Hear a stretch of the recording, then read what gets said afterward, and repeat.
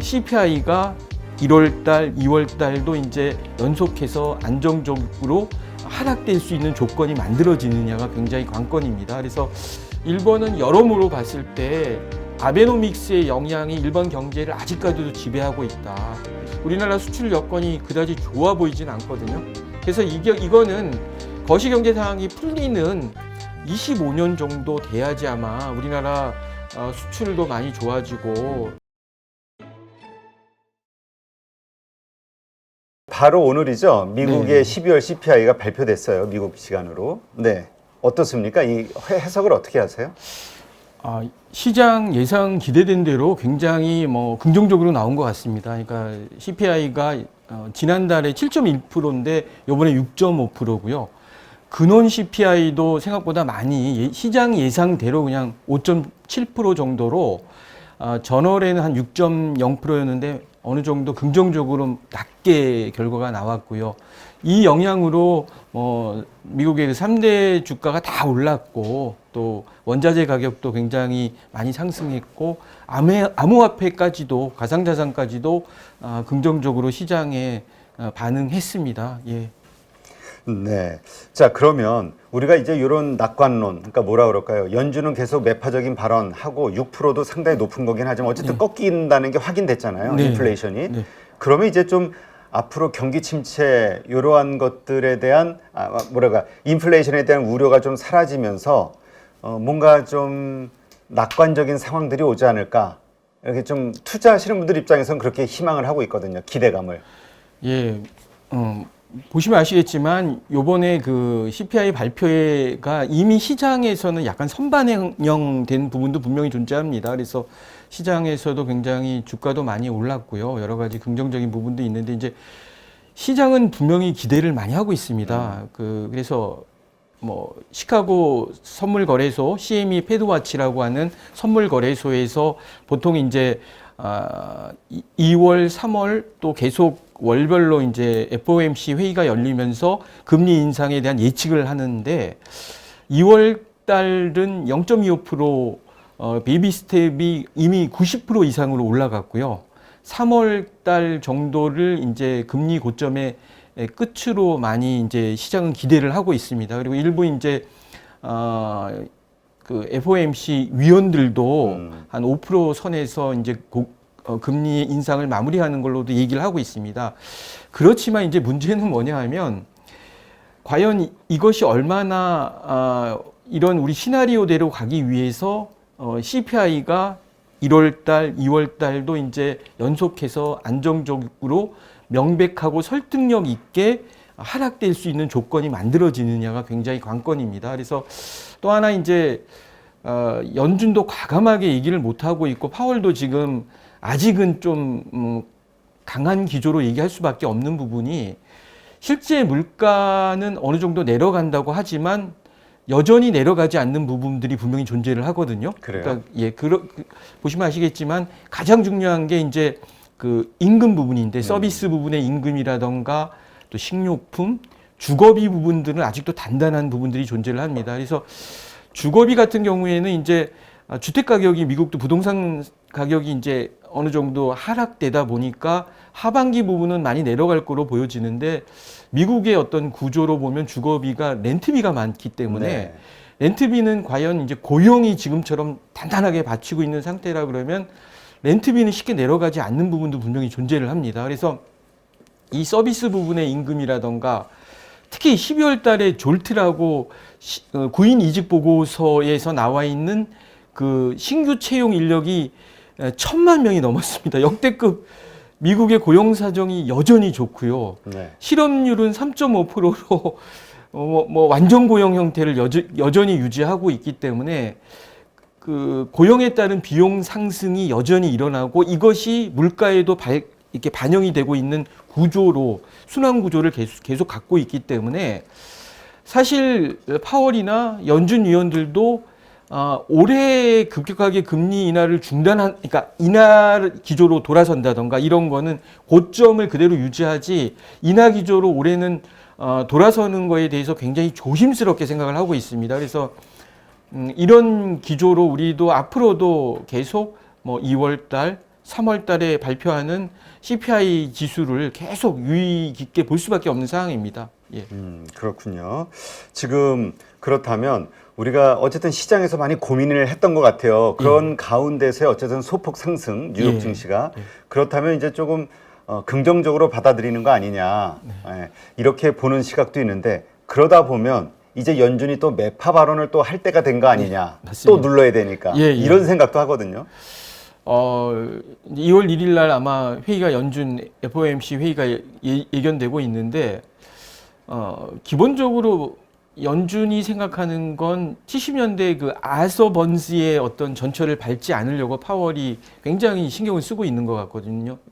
그 이유는 뭐냐면 물가라는 문제는 한번 과감하고 결단력 있게 금리 인상을 통해서 잡지를 않는다면 이걸 약간의 완화를 틈을 준다면 과거 역사적으로 봤을 때 다시 한번 오르는 그런 유형이 굉장히 많았거든요. 그러다 보니까 연준 의원은 기본적으로 인플레이션 목표라고 하는 2% 선에서 선으로 내려가지 않는다면 그 전까지는 강력하게 강화된 기조를 계속 유지할 수밖에 없는 그런 상황입니다. 그래서 조금이라도 좀 완화하겠다는 표현을 쓰거나 그런 기조가 돌아서는 거는 정말 명백하고 설득력 있는 물가 하락 조건이 지표상에 나타나지 않는다면 아마 얘기하지 않을 겁니다. 예, 예.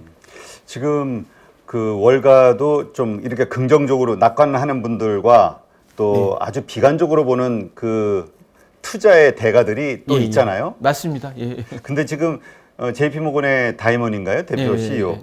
그분도 뭐 금리 6%까지 올릴 수 있다. 예. 올해. 예. 아주 무서운 얘기를 했는데 일단 시장은 별로 안 믿는 얘기예요. 맞습니다.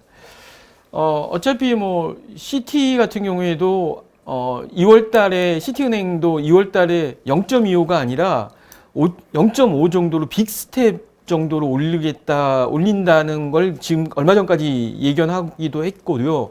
근데 문제는 뭐냐면 사실은 연준이나 각국 중앙은행도 물가 목표를 가장 우선시하지만 고용이라던가 또 성장률, 경제 성장률도 드러내놓지는 않지만 중요한 고용을 유지하는 거나 성장률을 어느 정도 유지하는 것도 각국의 중앙은행의 중요한 목표 중에 하나입니다. 그래서 겉으로는 물가를 잡기 위해서 과감한 노력과 엄청난 강력한 자세를, 완고한 자세를 유지하겠다고 하지만 어느 정도 잡힌다고만 본다면, 확실하게만 본다면 경기 침체, 극심한 경기 침체라던가 또 고용이 악화되는 사항을 극심하게 악화되는 상황으로 가는 거에 대해서는 우려할 수밖에 없는 상황입니다. 예. 그렇군요. 자, 오늘 한은에서도 이제 0.25 금통위에서 이제 올렸단 말이죠.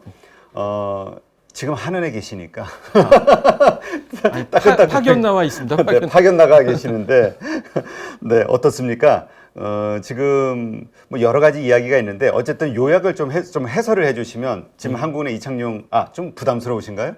뭐 나온 뉴스대로만 하면 뭐 일단은 기본적으로 한은에서 이번에 0.25를 추가로 올려서 미국과 금리 차를 한 1% 정도로 유지한 거는 아마 이제 2월 초에 예견하는 추가 미국의 금리 인상의 보조를 맞춰서 미리 이제 올린 게 분명하고요.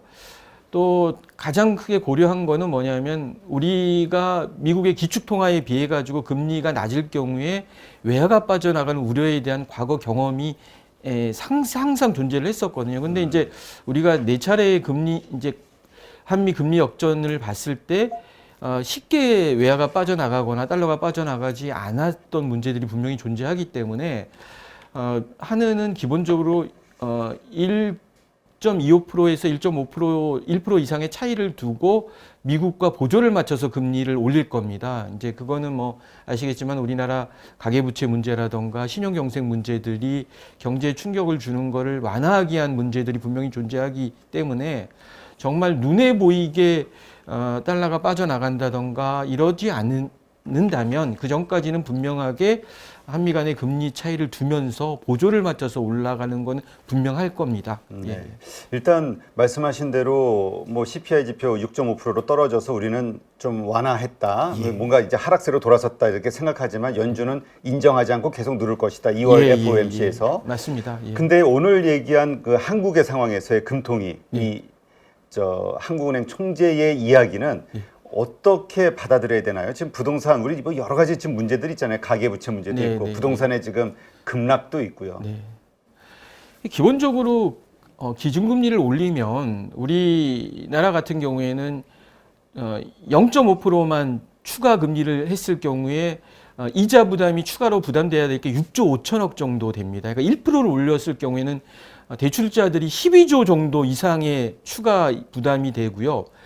얼마 전에 보셔서 아시겠지만 급격한 금리 인상은 어떤 신용경색으로 바로 연결이 되다 보니까 PF 대출이라던가 회사채 문제들, 신용시장의 회사채의 어떤 시장의 경색 문제들이 바로 일어나기 때문에 이런 부분들이 사실 경제에는 굉장히 부담이 될 수밖에 없습니다. 그러니까 사실은 이런 회사채 문제들은 신용경색 문제들은 금리가 올라가지 않는다면 일어나지 않는 상황이 충분히 되고요. 또 그중에 일부 PF 중에 부실한 부분도 존재를 하지만 또 상당 부분은 또 나름대로 부실하지 않고 건전한 어떤 기업 경영 상황에서 일어난 일이 일어나다 보니까 이런 문제들을 종합적으로 볼 수밖에 없습니다. 특히 일본 같은 경우에도 보시면 아시겠지만 금리를 완화 기조를 이렇게 외환을 써가면서 보유한 외환을 써가면서 완화 기조를 계속 유지하는 거는 경제에 미치는 충격 때문에 그런 게 가장 큰 거고요. 중국도 마찬가지입니다. 중국도 지금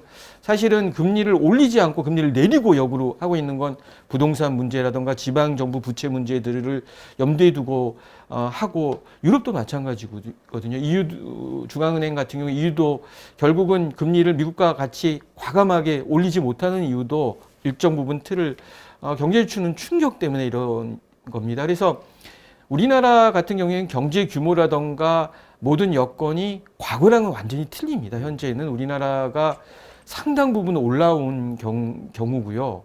그렇기 때문에 우리나라 경제의 어떤 맷집이라던가 펀더멘탈이 굉장히 좋고 그래서 나름대로 경제에 대한 이자라던가 기준금리 인상이라던가 경제 운영의 주권이 분명히 존재를 하기 때문에 이번처럼 금리를 저희가 아주 베이비 스텝 수준에서 일정 부분 미국과의 금리 차를 두고 하늘에서도 올린 것으로 볼 수밖에 없습니다. 예. 알겠습니다. 지금 정부에서의 그 여러 가지 이제 그 경제 대책 그 다음에 사실 뭐 은행에 투자하신 주주분들은 불만이지만 어쨌든 시중 금리에 대해서 이제 금융위 소속이신데 이 뭔가 이렇게 좀 조정하는 역할들을 하잖아요. 네네. 이러한 것들이 이제 글로벌리 봤을 때 어쨌든 최악의 상황을 막기 위한 정부의 노력이라고 이해를 하면 될 것 같은데 이러한 것들이 뭐 우리나라도 그렇고 다른 나라들도 이제 잘 될 것이냐에 대한 고민이 있거든요. 맞습니다. 의도대로 갈 것이냐. 예. 조금 시장에서 과거에 우리 경제 정책에 대해서 약간 우려하시는 분들도 일부 있으셨을 겁니다. 그렇지만 지금 저희가 1997년도 IMF 외환위기 또 2008년 글로벌 금융위기를 겪으면서 저희가 어떤 위기에 대한 대응 방법이라던가 대책들 이런 거에 대한 면역이 상당 부분 있고 맷집도 되어 있습니다. 그래서 여러 가지 프로그램들도 지금 예를 들면 가계대출이라던가 이런 또 주담대에 대한 상당 부분 가계대출을 차지하는 주담대에 대한 뭐 안심전환 대출이라던가 여러 가지 프로그램들을 마련하고 있고 또 회사채에 대해서 지원하기 위해서 여러 가지 프로그램들을 마련하고 있었는데 향후에도 마찬가지입니다. 시장의 어떤 상황을 계속 모니터링하기 때문에 시장의 위기 상황이 온다면 정부는 과감하고 결단력 있는 정책을 통해 가지고 시장의 위기 상황을 관리할 수밖에 없는 상황이고 그런 부분에 대해서는 너무 우려하지 않으셔도 됩니다. 지금은 상당 부분 노하우가 있고 또 우리 여러 가지 재정 사항이라던가 또 외환 보유고도 굉장히 안정적인 부분이기 때문에 과거에 우리가 개도국 상태에 있던 거랑은 지금은 차원이 틀립니다. 네. 예. 자, 그렇다면 지금 우리는 그렇게 잘 버틴다 해도 또 외생 변수가 갑자기 안 좋은 게 터지면 또 이건 블랙스완이 될 수 있으니까 그 가운데 하나가 지금 BOJ 지금 일본은행에 대한 걱정이잖아요. 금리 맞습니다. 인상을 또 할 것이냐. 그랬을 때 또 생기는 여러 가지 엔캐리 트레이드 자금들에 대한 또 걱정들 어떻습니까? 지금 다음 주에 이제 BOJ 통화정책 회의가 있다고 하는데. 예. 그러니까 일본도 사실 금리를 올리고 싶겠죠. 왜냐하면 요즘은 금리를 못 올리는 데가 경제 펀더멘탈이 더 나은 거고요. 이제 일본도 사실은 얼마 전까지 저금리 상황에서 저물가 저금리 상황에서 외려 디플레이션에 고민을 했던 상황이었고요. 그래서 인플레이션이 좀 됐으면 하는 부분도 없지 않아 있었는데 사실 11월 달 CPI가 일본이 3.7%였고요. 네. 12월 달이 선행한 그 도쿄 23구의 CPI가 4.0%였습니다. 그러니까 근데 이제 그런 상황에서 0.25%의 YCC를 통해 가지고 저금리 상황을 유지하고 있는데 이러면 사실 서민이라던가 연금생활자라던가 이런 부분들이 굉장히 힘들 수밖에 없어요. 실질 임금이 마이너스가 되는 상황이다 보니까 고통은 점점 증가가 되고 있고요. 또 공공요금 인상도 이미 계획 중이기 때문에 그게 올해에 더욱더 이제 부담이 될 수밖에 없는 상황입니다. 그래서 만약에 이제 다음 주에 예견되고 있는 그 금통회의, 금융통화회의를 통해서 일본 은행에 향후 어떤 방향을 잡을 수가 있겠지만 제가 보기에는 해법이 없습니다, 사실은. 왜냐하면 일본 같은 경우에는 추가로 2%만 올리더라도 부담해야 될 이자가 7조 엔 이상으로 지금 예상하고 있는데 그러니까 국가 부채가 지금 260%라며요. 예, 그러니까 일본 예산이 100조 엔입니다. 100조 엔. 100조 엔에 2% 올리면 추가 부담할 게 7조 엔입니다. 7조 엔. 그 정도인 상황에서 사실은 과감하게 금리 인상 국면으로 전환하기는 물가 때문에 사실은 우려되는 상황이고요. 그러니까 굉장히 판단하기 어려운 상황이고 구로다 총재가 아마 4월 달까지 임기인데 구로다 총재가 물러났을 경우에는 아마 바뀔 텐데 그래도 3%까지 그렇게 과감하게 올리지는 못할 겁니다. 아마 조금씩 올리면서 올리는데 그럴 경우에는 일본이 이제 일본 기업들도 굉장히 문제가 될 수밖에 없어요. 왜냐하면 일본 기업들이 지금은 우리나라나 미국 기업들처럼 어떤 디지털화라던가 자동화라던가 어떤 4차 산업 기술을 이용해 가지고 생산성 향상으로 기업의 경쟁력을 끌고 나간 것이 아니라 일부 기업들이 물론 자동화를 통해서 생산성 향상이 난 기업들도 있습니다. 그렇죠. 그렇지만 다는 아니지만 대부분이 그렇다 보니까 문제는 뭐냐면 비용을 줄여 가지고 원가를 줄여서 사실은 기업들이 버티고 그런 부분이 더 컸는데 사실 금리를 올리게 되면 조금이라도 올리게 되면 사실은 그런 원가라던가 생산 원가라던가 임금이 상승하다 보니까 지금도 물론 소비자 물가 상승 때문에 올려야 되는 국면이 있다 보니까 이런 원가 상승 압박이 기업들한테는 더 부담이 되고 또 그러면 추가로 기업들이 연구개발이나 생산 투자의 비용 해야 되는 금융비용이 직접 금융비용이라던가 간접 금융비용이 증가하다 보니까 기업들은 더 어려워지고 그러다 보니까 사실은 재무구조가 안 좋은 일본 기업들한테는 최악이 될 수밖에 없는 상황이 되는 거거든요. 그러다 보니까 사실 굉장히 안 좋은 상황이고요. 특히 엔캐리 트레이드 같은 경우에도 지금 일본이 워낙 저금리 상황이다 보니까 사실 외국에다가 많이 투자돼서 어떤 일본 자금을 가지고 과거에는 굉장히 우리가 뭐 아파트에도 사고 뭐 여러 가지 건물도 올리고 이런 근데 과거에 비해서 사실 엔캐리가 그렇게 많이 일어나지는 않은 상황입니다. 왜냐하면 유효 외국에 투자돼 있는 일본 자금들이 과거에는 현금화 자산들이 많았는데 지금은 굉장히 공장이라던가 건물이라던가 이런 유동성이 없는 쪽에 많이 투자돼 우리나라에도 상당 부분 공장이 많이 들어와 있고 회사들이 들어와 있다 보니까 유동화가 굉장히 어려운 자금들이 많기 때문에 과거에 비해서 엔캐리 트레이드가 그렇게 심각하게 일어날 상황은 아니라고 보여지고요. 그래서 일본은 여러모로 봤을 때 아베노믹스의 영향이 일본 경제를 아직까지도 지배하고 있다.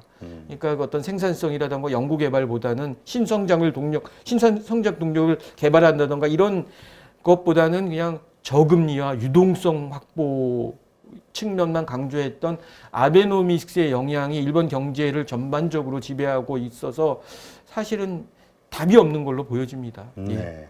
하여튼 그쪽에서 지금 현재 시점에서 예상되는 거는 다 우리가 감내할 만한 네, 후폭풍 네, 네. 정도가 일어날 거로 네, 보는데 네, 네, 네. 그러나 또 어떤 새로운 어떤 트리거가 나와서 또 다른 일이 벌어질 그건 뭐 그 예외로 봐야 되니까 예, 예, 현제 예. 시점에서는 우리가 너무 크게 걱정할 이유는 없다. 예, 예. 네. 근데 이제 우리가 일본 걱정하면은 댓글에 이런 얘기가 올라와요. 우리가 지금 남 걱정할 때냐? 맞습니다. 그러니까 한국 경제가 더 문제지 하면서 지금 무역 경상수지 네, 적자 네. 이거에 대한 지적하시는 분이 있어요. 이번에도 무역수지 상당히 안 좋게 나왔죠. 근데 이제 너무 이제 부정적인 부분만 제가 이제 정부에 있어서 정부 편을 드는 게 아니고 네. 너무 부정적인 시각만 보시는 부분도 분명히 존재합니다. 그러니까 작년에 수출 실적을 한번 예를 들어 보겠습니다. 작년에 수출이 한 6,800억 불 정도 됐고요. 수입이 7,300억 불 정도 됐는데 그 6,800억 불 정도가 세계 6위 정도 규모였습니다. 6위가 뭐냐 하면 그중에 홍콩이나 네덜란드를 제외하면 홍콩이나 네덜란드는 중개무역하는 나라입니다. 그러니까 수출을 직접적으로 하는 나라가 아니라 네덜란드 같은 경우에는 유럽의 수입 창구입니다. 거기에 보관 창고도 많기 때문에 우리나라도 네덜란드를 통해서 대부분 수출하는 경우도 상당 부분 많기 때문에 실질적으로 우리나라 수출 규모가 세계 4위입니다. 세계 그래요? 놀라셨죠? 상당하네요. 세계 보통 우리 4위입니다. 9위, 10위 이렇게 생각했었는데. 지금 4위입니다. 아, 그 정도로 우리나라가 컸습니다. 지금 4위 규모고. 그리고 그래서 이제 그렇지만 무역 수지 적자는 지금 9개월째 적자가 나고 있고요. 계속 적자가 작년에는 이제 우리가 무역 수지가 472억 달러 적자가 났는데 올해도 1월에서 10일까지 계속 적자가 나고 있는 건 분명하고요. 근데 이제 중요한 부분 중에 하나는 조금 일부 개선되는 부분도 분명히 존재합니다. 그러니까 에너지 가격이 내려가다 보니까 이제 가스라던가 원유가 조금씩 줄고 있습니다.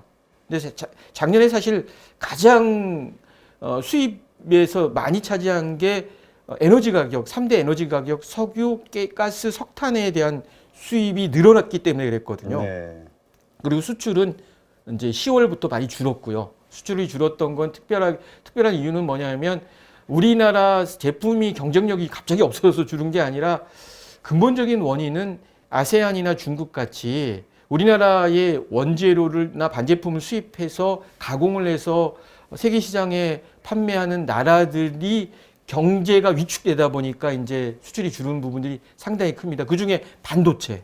우리나라 수출의 40%를 차지하는 중국이 우리나라 이제 상당히 30%가 가까이 줄었습니다. 그렇죠. 반도체가 많이 줄었고 특히 뭐 여러 가지 올해 들어서는 석유 제품도 줄었거든요. 그러니까 석유 제품이라는 게 다 원재료 반제품들입니다. 그래서 이런 부분들이 줄었기 때문에 특히 이제 우리나라 수출이 준다는 거는 아시겠지만 골드만삭스 같은 경우에는 세계 경제의 어떤 바로미터로 활용하기 때문에 우리 수출입 물량이 줄었다는 건 아세안이나 중국 경제가 많이 둔화가 되고 세계 경제가 위축이 되는 반증으로 볼 수가 있거든요. 네.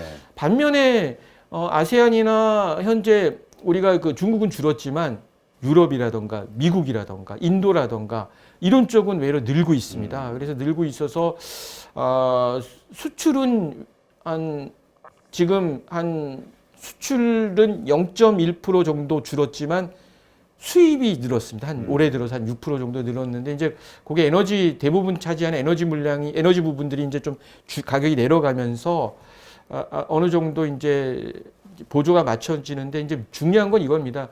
세계 경제가 점점 경기 침체로 치닫고 있어서 경기 침체가 된다면 우리나라 제품이 안 들어가는 나라가 없습니다. 굉장히 중요한 글로벌 반제품이기 때문에 우리나라 수출품의 70%가 핵심 반제품들입니다. 반도체, 배터리, 뭐 이런 석유 반제품, 철강, 또 그냥 단순 철강 가공이 아니라 요즘은 많이 뭐 고강도 철 제품이라든가 이런 기술을 입은 제품들이 많다 보니까 세계 경제가 둔화되면서 수출이 줄어드는 부분들이 분명히 존재를 하거든요. 그래서 이런 부분들은 염두에 두시지만 과거처럼 수출 4위 규모인 우리나라 경제가 그렇게 확 그렇게 쉽게 어려워지진 않는다. 쉽게 10위권 이후에 있던 그런 경제 규모에 비해서는 여러 가지 펀더멘탈이나 이런 부분들이 굉장히 안정적입니다.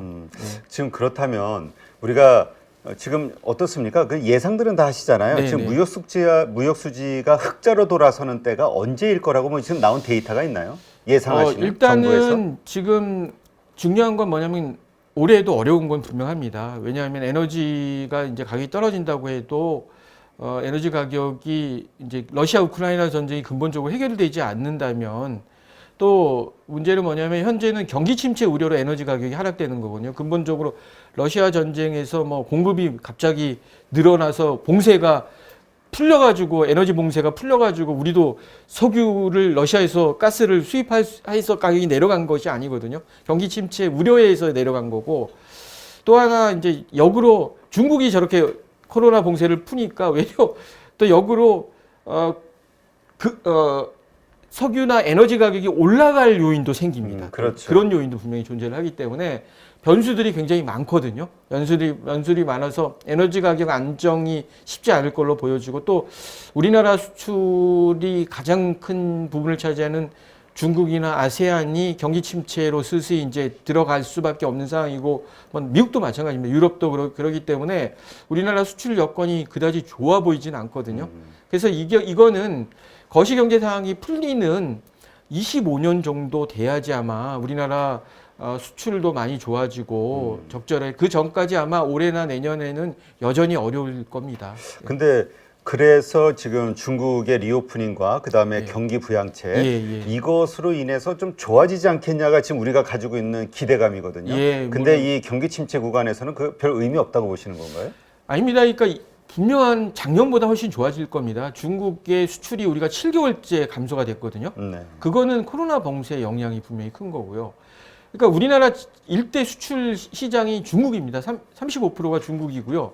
아세안이 한 20% 정도 되는데 중국이 계속 줄었던 거였습니다. 근데 분명한 건 이제 중국이 봉쇄를 풀어서 경제를 재개하면 중국 시장이 좋아질 겁니다. 과거보다는 좋아지고 어느 정도 수출도 많이 좋아지겠지만 그럼에도 불구하고 봉쇄 풀려가지고 살아는 날 수는 있지만 세계 경제 자체가 이미 경기 침체 상황으로 서서히 접어드는 형국이기 때문에 중국 경제가 과거처럼 급격하게 살아나지는 않을 겁니다. 그래서 과거에 보통 중국 경제가 평균 경제 성장률을 한 6%대로 봤었잖아요. 7% 네. 이상. 올해 세계 월드뱅크 같은 경우에도 중국 경제가 살아나더라도 성장률을 한 4%대로 보고 있습니다. 4.3%로 보고 있기 때문에 뭐 미국은 0.5%, 뭐 유럽도 0.5%, 우리나라는 한 1.8%로 보고 있고요. 신흥국 경제를 포함해서 세계 경제 성장률을 평균 3%였는데 지금 1.7%로 보고 있습니다. 그러니까 더 지금 위축된다. 예, 굉장히 위축으로 볼 수밖에 없고 세계 경제를 어렵게 보고 있습니다. 월드뱅크도요. 예, 네, 알겠습니다. 그러니까 분명히 작년보다는 좋아지겠으나 예. 중국 경기 그러나 우리가 기대하는 뭔가 주가에 큰 도움이 될 만한 어떤 드라마틱한 정상화 혹은 뭐 반등 이거는 아닐 수 있다. 중국의 경기 좋아지는 상황이. 분명한 그럴 겁니다. 분명히. 예. 알겠습니다.